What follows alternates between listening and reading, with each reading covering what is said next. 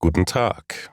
Hier sind die Nachrichten für Deutschlernende vom 20. Dezember 2025. USA greifen IS-Ziele in Syrien an. Rund eine Woche nach einem tödlichen Angriff auf US-Soldaten in Syrien haben die USA mehr als 70 Ziele der Terrormiliz IS angegriffen. Das US-Militär hat Kampfflugzeuge, Hubschrauber und Artillerie genutzt. Angegriffen wurden Waffenlager, technische Anlagen und Stellungen von IS-Kämpfern. Verteidigungsminister Pete Hegseth hat erklärt, dass es kein neuer Krieg ist, sondern eine Vergeltungsaktion. Zuvor sind in Palmyra 2 US-Soldaten und ein Dolmetscher getötet worden. Die USA haben den IS dafür verantwortlich gemacht.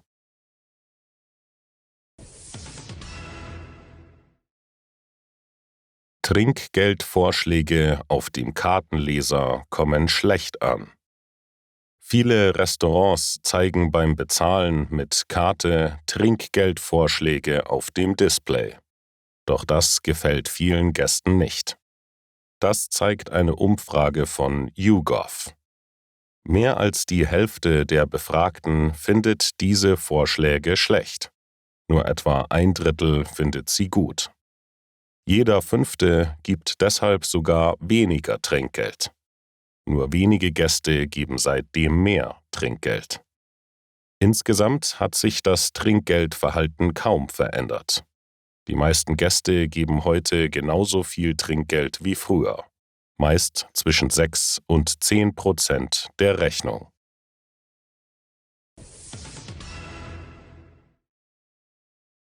Australien plant strengere Waffengesetze. Nach dem tödlichen Anschlag in Sydney hat Premierminister Anthony Albanese einen Rückkauf von Waffen angekündigt. Der Staat will Besitzer für die Abgabe verbotener und illegaler Waffen bezahlen.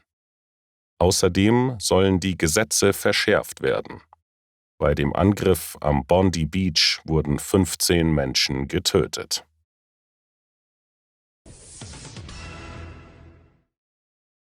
TikTok in den USA verkauft.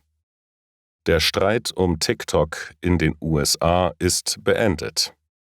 Der chinesische Mutterkonzern ByteDance verkauft den größten Teil des US-Geschäfts an Investoren. TikTok hat dort rund 170 Millionen Nutzer. Die USA hatten Sorgen wegen möglicher Datennutzung durch China. Ein Gesetz hat den Verkauf verlangt. Donald Trump hat die Frist mehrmals verlängert. Jetzt gibt es eine Einigung. Beliebte Länder für ein Auslandsstudium deutscher Studierender. Rund 137.000 Studierende aus Deutschland haben 2023 an Hochschulen im Ausland studiert.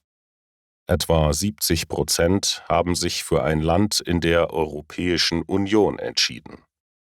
Besonders beliebt waren Länder wie Österreich, die Niederlande und die Schweiz. Viele Studierende sind für ein Medizinstudium ins Ausland gegangen, weil es in Deutschland nur wenige Studienplätze gibt. Deshalb haben viele in Osteuropa studiert.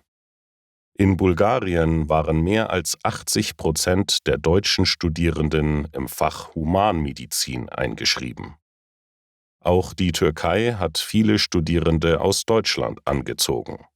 Sie gehört zu den 10 beliebtesten Zielländern. Gründe sind das breite Studienangebot, vergleichsweise niedrige Kosten und internationale Studiengänge, besonders in Großstädten wie Istanbul oder Ankara. Das waren die Nachrichten für heute. Danke fürs Zuhören.